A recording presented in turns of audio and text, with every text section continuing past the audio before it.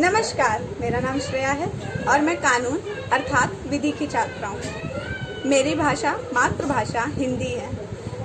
अतः मुझे बहुत दुख होता है कि मेरी मातृभाषा को मेरे ही देश में प्राथमिकता नहीं दी जाती। इसको प्राथमिकता देना आवश्यक उतना ही है जितना हमारा श्वास लेना। हमारे लिए जितनी ही ज़रूरी हमारी श्वास है उतनी ही ज़रूरी हमारी मातृभाषा है। और इस बात को बाकी सभी देश जानते हैं, जैसे कि जापान, चाइना, जो अपने देशों में यही अपनी ही मातृभाषा को प्राथमिकता देते हैं।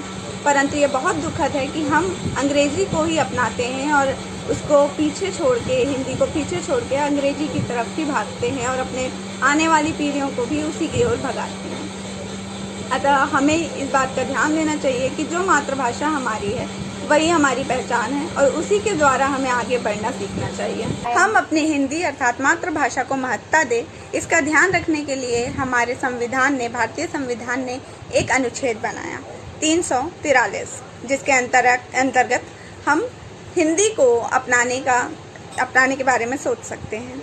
इसके लिए हमें सिर्फ 15 साल दिए गए थे कि हम अंग्रेज़ी को अपनाए रहें और आगे बढ़ते रहें और साथ ही साथ हिंदी को अपनी प्राथमिकता देते हुए आगे बढ़ें।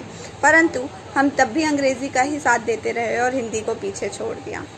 जब हमारे संविधान ने ही इतनी ज़रूरी बात हमें बता दी कि हमारा भारतीय अपनी भाषा, मातृभाषा कितनी ज़रूरी है, तो हमें उसको अपनाने में देर नहीं करनी चाहिए।